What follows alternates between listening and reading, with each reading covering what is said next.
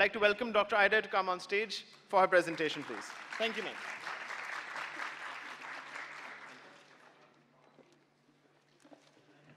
To everybody who's behind this conference, the Pakistani Peace Collective, the AMCAP, and not the least, the university here, Bahria University.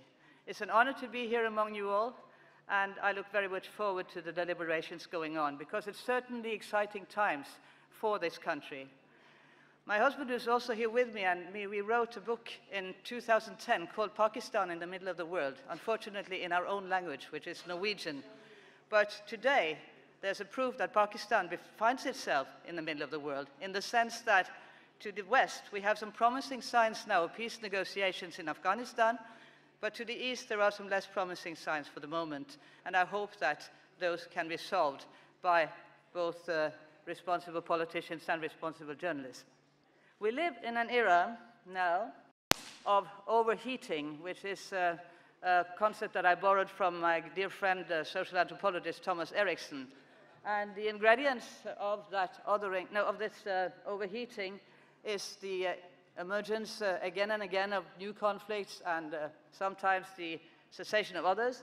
It's the number of refugees in the world is record high, as you may recognize. UNHCR says 68 million people now are refugees inside their own countries or elsewhere.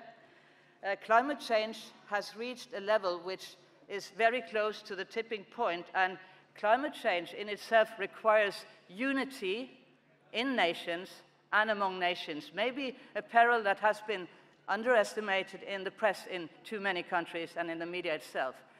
And also, climate change in its way creates conflicts among people and among nations. We know about rivers, the fight of rivers being able to feed the agriculture, and there's a fight I know now between India and Pakistan over this, and it happens elsewhere in the world, also North Africa and further south. Extremism on the rise in many countries. We recognize that in little Norway, peaceful Norway, the country of 6 months day and 6 months night, as some call it, and we see there the right-wing extremism on the rise. But I know it's happened elsewhere and to a much more fatal degree. And how do media react to that? Do they react in a threat-oriented way, focusing on threat, and fear? Yes, often they do, and they have to also. They also are alarmist at times, which gives perhaps not so much hope to the population, and maybe sometimes indifferent to some problems, such as climate change. We see that happening in many nations which have an undercoverage of that. Or solution-oriented. We have a concept coming up now called constructive journalism, which I think could be very useful for journalism educators. In the 15th, 16th century, a French philosopher criticized the early colonialists for the same. How do we identify with people who are victims of war? I think, as a journalist and academic, it is a question of a bottom-up perspective, looking at who are the victims. And victims can be seen in many ways, because also the people who are warmongers can, to a certain extent, be victims, such as, for example, soldiers.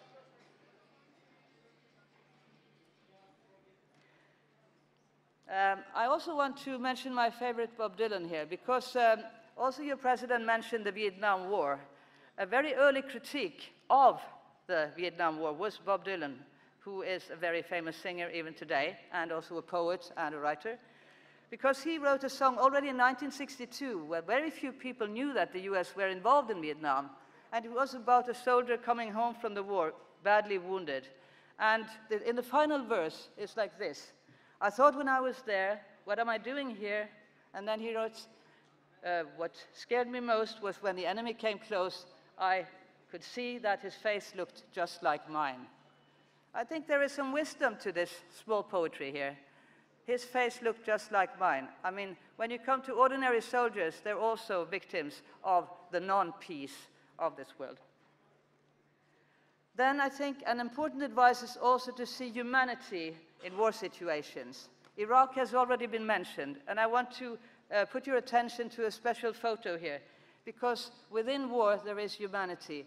And this is a very precious photo which won a competition in 2003, made by a French photographer who's passed away now.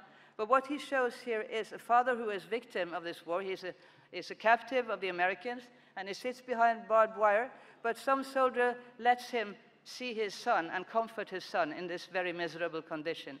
I mean, such photos can move people to compassion, and a compassion is needed in journalism. And photojournalists can sometimes be better at it than people who play with words or write words. So, does this still work? No? Can you give me the next slide?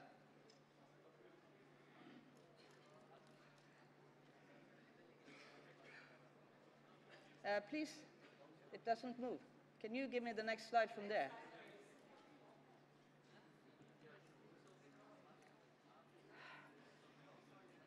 Yes, I think so too.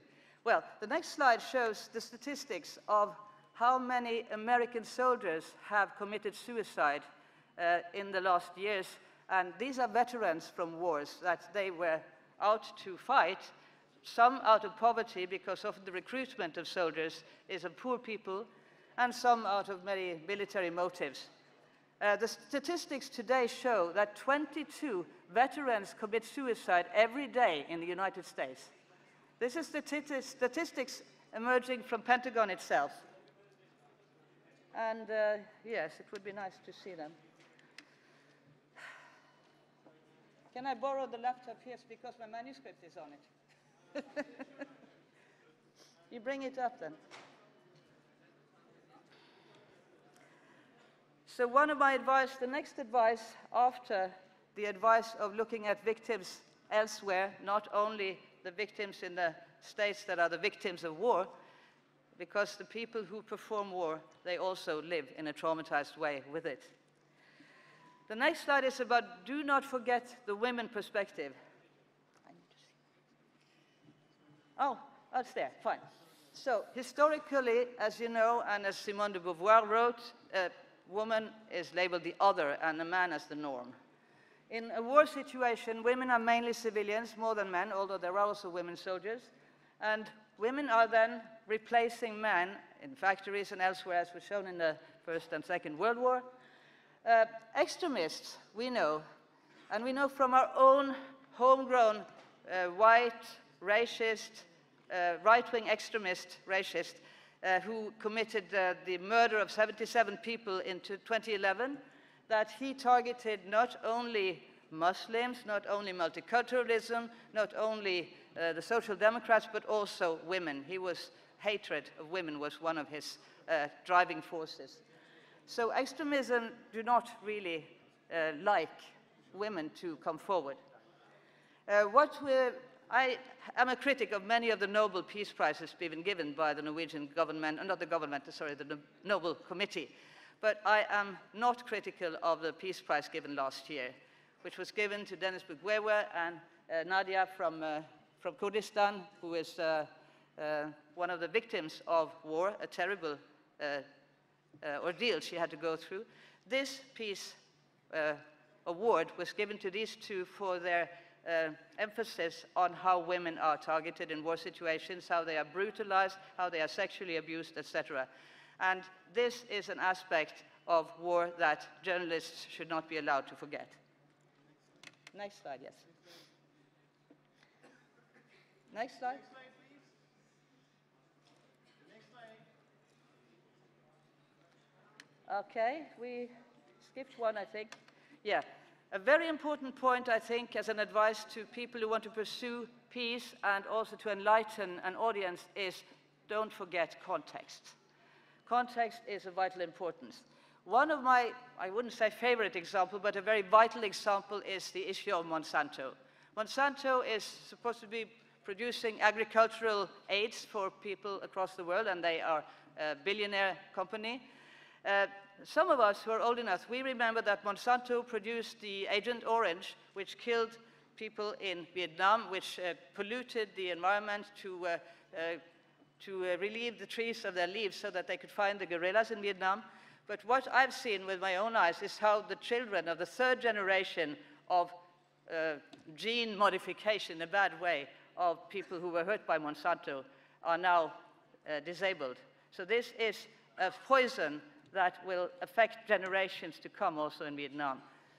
On the other hand, you see in India nowadays that quite a few farmers in the thousands have committed suicide after having been charmed into using Monsanto-modified cotton seeds, for example, which require much more input and much more financial support.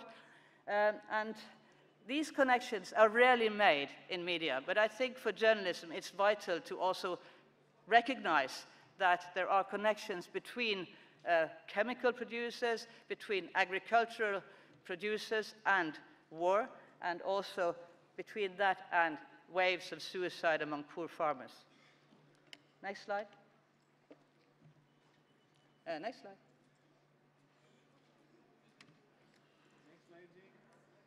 Aha, it works. This one works now. Fine. So let's not neglect positive examples. What has happened in Ethiopia in the last year is actually amazing. And if we only, as journalists, focus on the negative, we will disregard, perhaps, what's happening between Ethiopia and Eritrea, where now the leaders have met and they are trying now to make peace with each other after decades of war. And within Ethiopia, journalists who've been in prison for more than a decade have been let out of prison, and all the prisoners who were political prisoners as well. That is a very promising example of neighborship, of neighboring states finding a solution. But then, on the other hand, let's not ignore dilemmas. And what we've seen, for example, in countries such as Indonesia and Tunisia, is that the transition between the dictatorship and democracy has been wonderful in many ways, but it also has allowed extremists to have more of a platform. And these extremists who do not believe in democracy are harassing democratic people, and they made a campaign, for example, against the government in Jakarta, and which actually resulted in him being put out of office. And he was accused of blasphemy, and according to what I've seen and according to my Muslim friends in Indonesia, this was not really a blasphemy case. So who moderates the social media is another issue. There is a film called The Cleaners, which shows that the moderation of social media, such as Facebook, and also the moderation of parts of Google, is outsourced to the Philippines, where you have poor Philippine laborers doing about 10,000 images a day, where they say delete or keep. And they don't have the clue about context, so that they would label one picture, which is from the Abu Ghraib, Iraq war, as ISIS, and then delete it. So this is a way to deprive people of the access to history, actually, through social media. But social media is, of course, also used as a way of grooming extremists and recruiting extremists. So in a nation, do not neglect the larger we. This is a picture from Norway after the terror that happened, where 77 people were killed by this right-wing extremist, whose name I don't even want to mention. What happened first, the first funeral that took part after the terror in Norway, was a Kurdish lady, a young lady of 18 years old, and in that funeral you saw an imam and a priest, a female priest, side by side presiding over the funeral, which was a very strong moment of unity between religions, between people. And our government, as well as other people, the king himself, in a country where we had been hit by the largest terror act since the Second World War, opted for more openness, more democracy, not less. In spite of a tough security situation, they said more openness and more democracy. Well, consider hope. I want to switch back to history for just a short while. In the Second World War, the First World War, excuse me, which is called the Big War in France particularly, but also in other countries of Europe, more lives were lost. They had a moment of unity. The Germans, the Brits, and the French would, at least some of them, some part of this is a myth, but some is truth, they went out of their trenches to celebrate Christmas together and share whatever they had to share of food. So this also says something about the enemy's face looks just like mine. They could see that then when they came out of the trenches. It was a moment of peace, but the officers are said to have then sent these initiators to the Eastern Front, which was next to death, or back home. So when the face of the other is out of sight, when you don't identify with the other, then war and catastrophe more easily can be ruthless. So can extremism be avoided? I'm about to focus on the last slides now. The President spoke about campaigns, no, it was a PPC scholar who spoke about the initiatives in Pakistan for vaccinating people against extremism. I have a good friend in Afghanistan, which is a country I visited many times.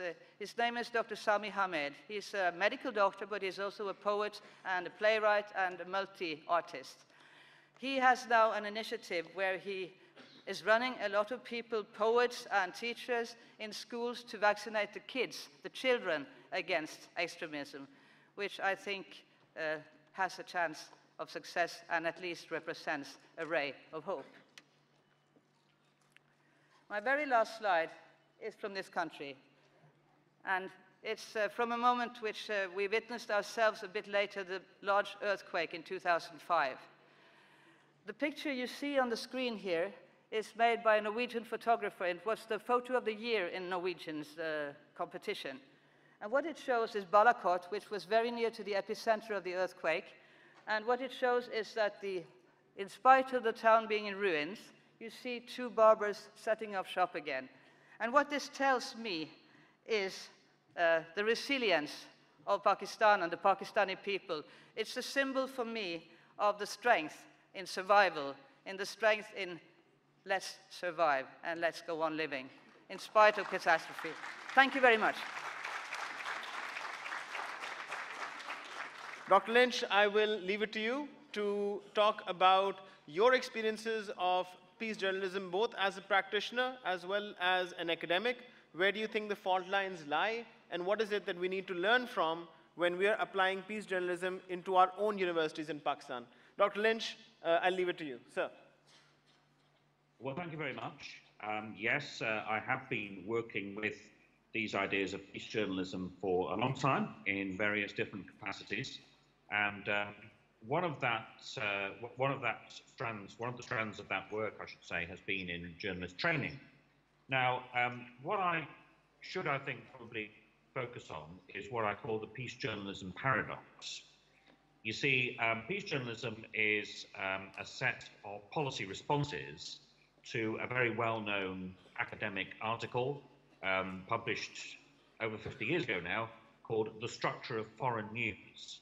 And in The Structure of Foreign News, the emphasis is on attributing influences over news content to the structures in which journalists work.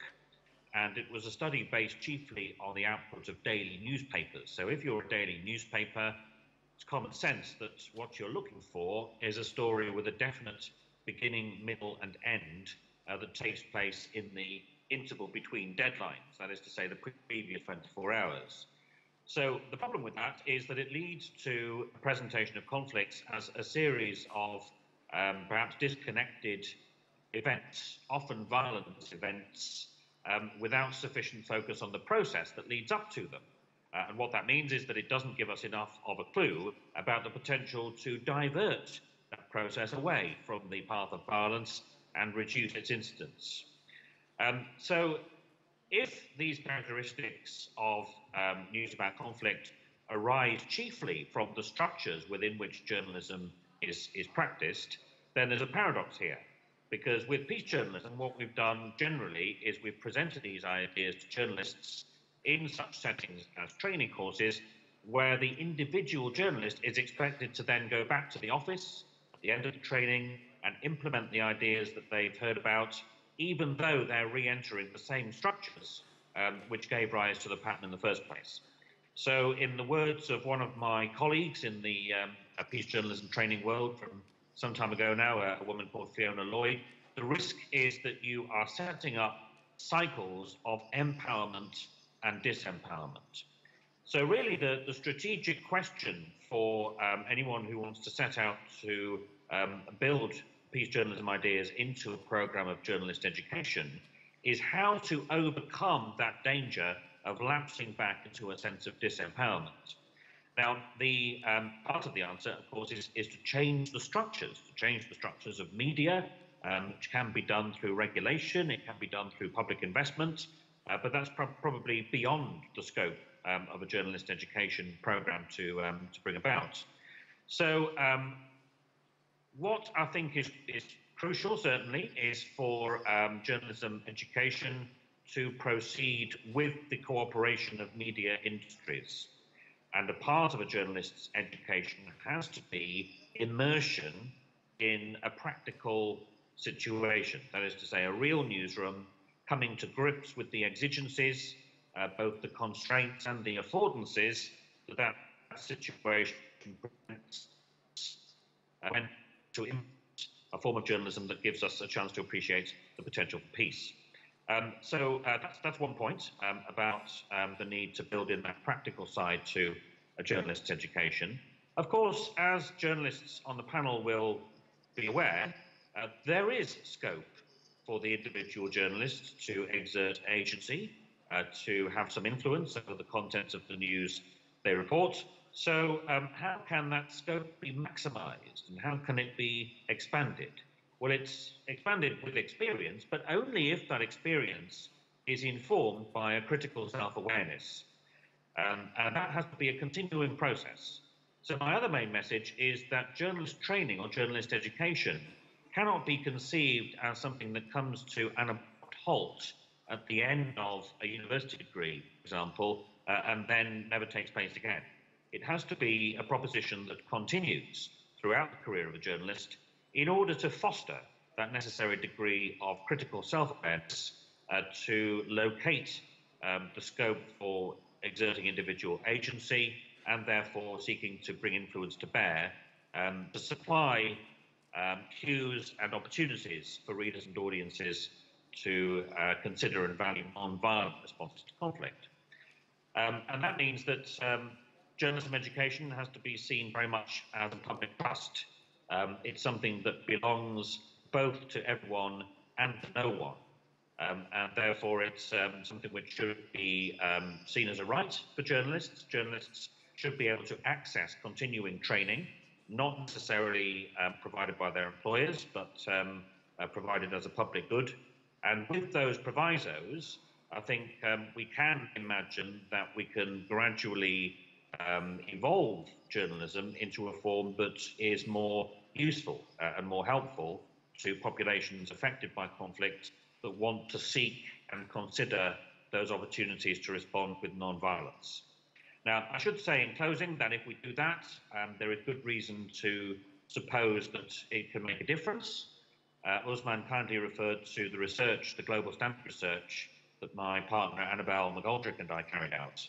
This was in 4 countries, Australia, the Philippines, Mexico and South Africa. And what we found was, well, we went to these countries and we worked with a local television news operation in each country. So we were working alongside professional journalists and we took a number of stories about issues of conflict from their news agenda and we gathered new material and we re-scripted and revoiced their packages. So we produced a war journalism bulletin and a peace journalism bulletin in each country, and then we played them to different groups of research participants, and we used a suite of methods to gauge their responses. And we did find that it made a difference. The people who watch peace journalism ended up feeling more hopeful, more optimistic, more empathic. They concentrate more on the news that they're consuming, and they're also more likely to conceptualize problems as structural or systemic rather than all the fault of one group of perpetrators, and therefore they're more likely to conceptualize the solutions as lying in enlightened social policy rather than more armed interdiction. So peace journalism can be effective. The scope for it can be expanded. One of the ways in which it can be expanded is through journalism training and education. And we all have to hope that proves effective over time. We're greatly welcoming of this initiative from Pakistan, and we hope it comes to fruition. And of course, on standby to help in any way. And I'll be happy to take questions. Thank you very much, Dr. Jake Lynch. Thank you very much. Given the commitments of the Honourable Minister, I would now like to request the Honourable Federal Minister for Education, Mr. Shafqat Mahmood, to address the participants. Congratulations to the organizers of the conference for for this galaxy of people who have been gathered here for this conference. It's a very specialized subject for people who are in the field of journalism, how to do war reporting, or conflict reporting. Obviously, many times journalists who are reporting are also citizens of the country where a conflict is happening. So obviously that is a factor that has to be taken into consideration. But I think that in the end, all journalism is about correct reporting, about reporting the facts, about not embellishing them. So as far as us politicians are concerned, and I'm not talking only of conflict reporting, I'm talking about political reporting in general, what we would like is for all media to basically report and not, for those who write op-ed articles, they can have an opinion, but for those who report, they should just state the bare facts and let the people make their own judgment. And I guess these principles also apply to any other form of reporting. I'm completely at a loss to know the sort of all the parameters of this subject because I'm no expert in this.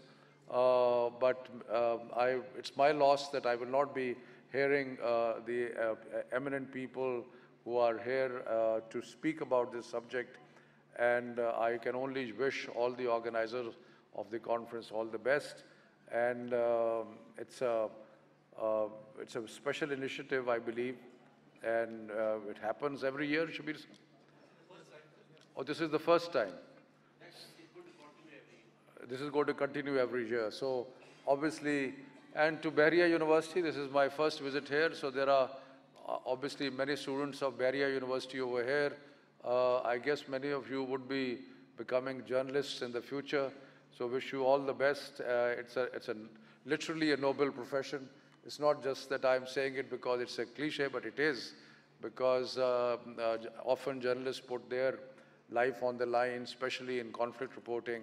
Many times, as you can see, as you know, there have been serious casualties. Even in Pakistan, reporters and journalists have had a difficult time at times covering events and covering various stories. So all I can say is all the best, and we'll wait to see what are the outcomes of this conference. Thank you very much. We'll continue with the panel session. The next speaker that we have is Dr. Rune Ottersson, who is Professor Emeritus of Media Studies at Oslo Met University. He's worked for many years as a journalist and academic. Dr. Ottersson, I leave it to you for your session. Thank you, sir. First of all, I'd like to thank you for inviting me to this historical, extremely important event. It's an honor to be here, and I look forward to share thoughts and ideas with you the next couple of days. If my presentation will come up, I will take the point of departure, as I always do when I teach this subject, to go into specific cases that can, in practical terms, show what peace journalism might be and what war journalism too often is. The problem is, as the President said in his very wise words this morning, talking about the Iraq War in 2003, the media, in all practical terms, by doing uncritically reporting, promoted that war. And when you first have started a war and helping starting a war, it's too late. So the media has to learn from this experience. And the next time around, when a new conflict is building up, think carefully that you don't go into the narrative created by those who plan a war, because those who plan a war always create a narrative. They want to sell to the audience, and they have to take the media on board. So, if I can have the first slide. What we are looking at now, these days, is of course the situation in Venezuela. 4 people dead, it says, pro-government militia opened fire on Venezuelan border. This narrative, taking account to Johan Galtung's model for war and peace research, which also can function as a manual for doing actual work, he warns against the war dualistic who is going to win perspective, which is always the case about those who fight for the narrative to start a war. Who will win? And as you see, this narrative going on now is, of course, between Maduro and Guaido. It's like a battle. They have their own story. They have their own motives. I wouldn't choose any of them if I was doing the election in Venezuela, but they're on the stage. And I watched CNN at my hotel room last night, and it was, the correspondent said, "Oh, do you think US will intervene? When can that happen?" It's almost like a countdown. But the peace journalist, he doesn't accept this. He doesn't accept there's just 2 parties. There's all other structural things going on. There's a history to the conflict. There's previous history of US involvement, attempt to support coup even. So this is not just about bringing food to the Venezuelan border and past the border. The big relief organization, Red Cross, UN agency, they won't have a part of this because they think that should be not for US government to control. So this is part of a narrative building up to a potential conflict. What will happen? We don't know what will happen. But this is the time for journalists to understand other issues. Are there negotiations going on here? As you know, peace journalism is not to take a position and promote one party. It's to make also non-violent options available for the public to see and to interact with. Not leave it to the politicians, to the armies, to those who, as we speak, probably prepare some confrontation, who knows? But this is not a countdown process. This is a time to take time out and see, is there other solution than these 2 guys going in the throat of each other with heavy casualties ahead if this goes to another war? So this is the peace journalism option. Of course, media has very short memory. If you can have the next slide. This is just to mention some of the other stakes in order here. The historical reference, the history of the oil, of course, quite essential. It has been mismanaged, but some wants the access to the oil. This is a part of the battle, but it's not visible when you just talk about food. And Trump, of course, he has no option ruled out. What does that mean? Does it mean that if US choose to intervene, would that be legal? US has a history for decades to interfere in other countries without invitation, remove governments. Is this going to happen? Should we remind ourselves of this previous history? Next slide, please. I talked about learn from earlier experience. Of course, one of the big disasters the last century is the war in Libya. I take the peace research perspective here, stand aside and look at my own government. Sometimes you have to criticize your own government. And in my mind, Norway did a terrible historical mistake by bombing Libya. So, the long-term consequence is perhaps because this was supposed to be a humanitarian intervention to stop Gaddafi from attacking his own government. A UN resolution was implemented to implement a no-fly zone to protect the people. It was nothing in that resolution that allowed to actually bomb the people of Libya. This was due to the thinking of responsible to protect. I'm sad to say I think that responsible to protect, which was a good idea, is perhaps ruined for a long time, perhaps forever, because this was misused by NATO to do regime change, which was not part of the UN resolution at all. And Syria case, no responsible to protect has been on the agenda because China and Russia simply says, we will not be fooled again. We were fooled in Libya. We didn't abstain from voting just to see regime change. So why are governments doing this? Why are they discussing it? Do they discuss it? Do they learn from mistakes? And this is where I have to be critical. The Norwegian Parliament, with 2nd of April this year, discussed an evaluation of the war, which in my mind is not honest in the respect that it talks about the consequence. It has the limited mandate to see, was Norway correct in voting?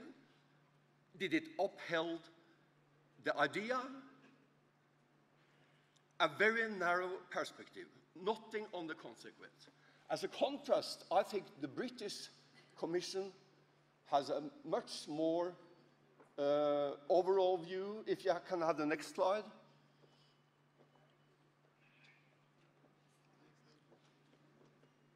Where it actually said that the whole Libya bombing was based on false assumptions.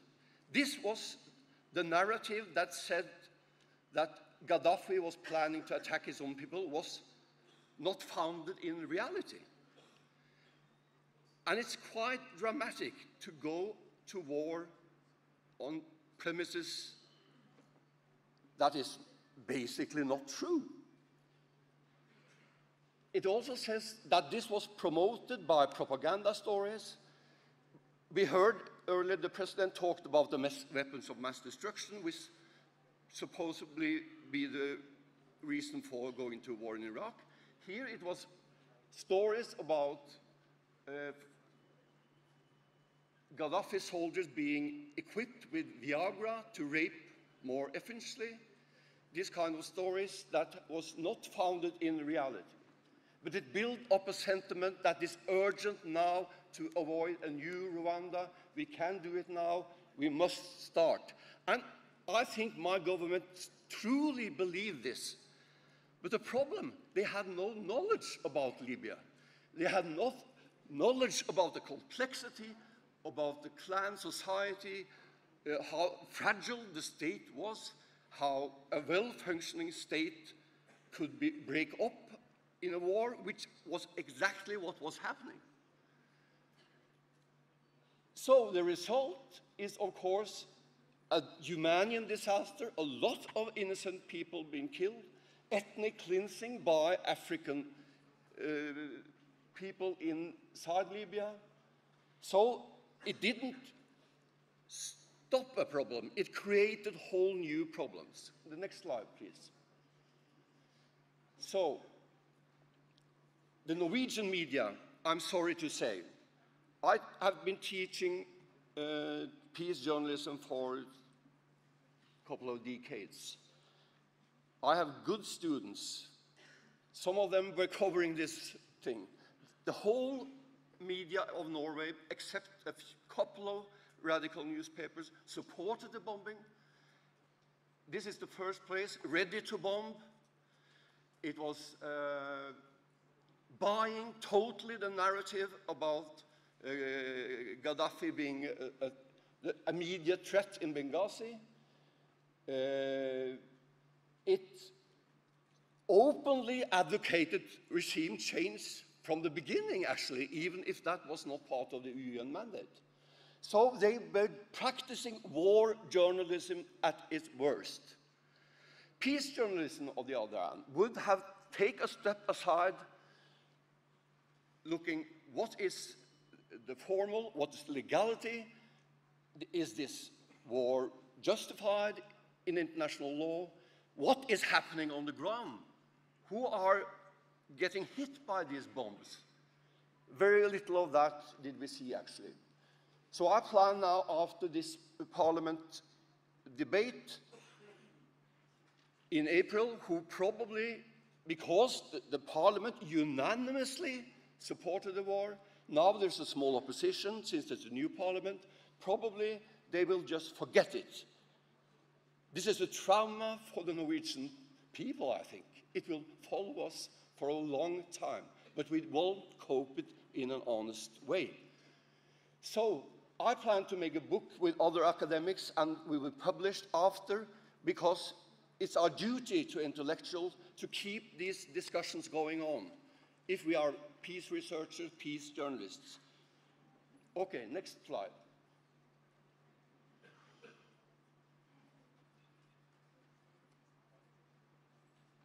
Okay, if you look specifically how the narrative was building up, the opposition, well organized, there were already forces from Qatar on the ground. This was prepared for a while. Al Jazeera played an active role. They were very good during the Iraq war in 2003. Now they were supporting the propaganda for this war. The opposition built a press center where they fed the story, and they knew that they had to sell the story to the journalists because there was a short framework before the voting in UN. And I have seen interviews with these, and they were very conscious of the narrative to sell. And that was the Gaddafi is a threat narrative, not the narrative, what will happen if there's actually a war here? What will be the long-term consequences for Libya? So, as a peace journalist, you reveal untruths on all sides. Gaddafi was lying. He's always been lying and controlling his press. He's not the guy here. But you have to reveal his untruth, his propaganda, but also the untrue propaganda on the other side, which did not happen to a large extent, actually. And you have to understand the mechanisms, the psychological operations, the well-thought-through propaganda campaigns that are planned a long time before this happens, just to be there to create the momentum when it starts, to win the battle over the narrative. Next slide, please. Okay. Okay, so the enemy images, Gaddafi as the mad dog, this is in Norwegian. So what you do with a mad dog, you slaughter him like a mad dog. And this unethical way of showing a leader of state humiliated without a trial, I don't think that would happen if a Western leader died and was killed, actually. Next slide, please. So the consequences, a failed state, and Islamic State on the shores of Libya, they were not there before the war. And in all practical terms, NATO supported Islamists, being their air force, who brought their weapons into Syria and continued there. The lack of context is also central for peace journalism. What is the long-term consequences? Okay, next slide. I'm running out of time, unfortunately. So at the same time, refer to the president again. What is the consequence of going to war in Iraq for wrong reasons, based on a lie? Well, you get the Islamic State. There's a direct result of the failed state in Iraq, obviously. Okay, next slide.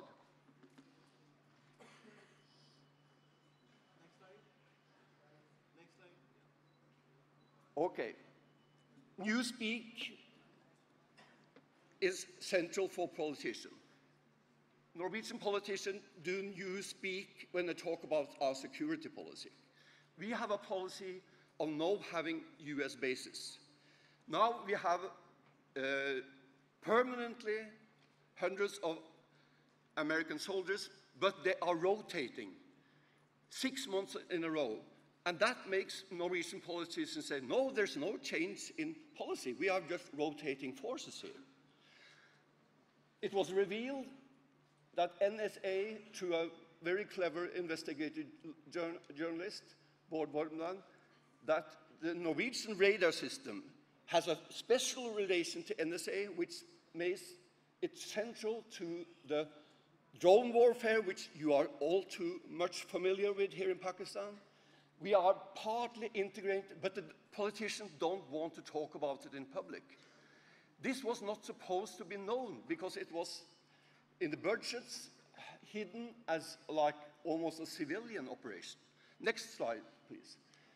The last point I want to make is the security of journalists.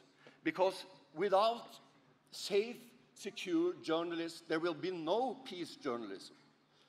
You have to be free from harassment, free from intimidation by your government, by extremists, by criminal gangs. All these are a real threat. I'm proud to be a member of the Norwegian UNESCO Commission, and we are doing globally work for the issue of impunity, because 9 out of 10 criminal, violent crimes against journalists are never prosecuted. And this must stop, because we'll have self-censorship, so each country have to clean up their own act. Next slide, please. So, my own research, my PhD student, and also Jackie Harrison of University of Sheffield has documented through interviews, through specific stories, how these actually, in all practical terms, affects journalism. Next slide, please. Of course, you have problems in Pakistan as well. Reporters Without Borders, these watchdogs watch every country, and each country has to discuss what does this mean to us. In Pakistan, you have extremists attacking journalists, you have criminals, like the case last year of Salih Khan, and you have government forces sometimes intimated journalists. We have to discuss this. Okay, last slide, I think. This is even a problem in Europe. European Council just published a report that press freedom is under threat in Europe as well. You have problems in Hungary, Poland, all dictatorship going back to the pattern. Even Italy has problems. So we have a lot to work with, friends. Sorry for taking your time too much.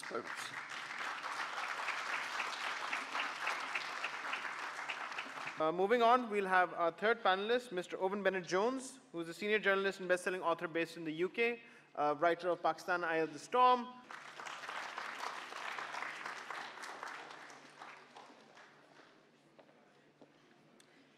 Hello. Yes, I just have a very few brief comments to make about educating journalists, which, as I understand it, is what we're talking about today. So I'm going to make a distinction between two levels, if you like, of journalistic education. The first being quite technical, ethical issues, if you like. So, for example, if there is a kidnapping, is it appropriate for the journalist to be showing pictures of what's going on outside the room or the aeroplane or whatever it is in which the hostages are being held, if there is a risk that that will give information to the hostage takers? So that's a fairly simple ethical dilemma, which most media organizations would agree you probably shouldn't show those images, shouldn't broadcast those images. There are slightly more complicated ethical issues. What language do you use when reporting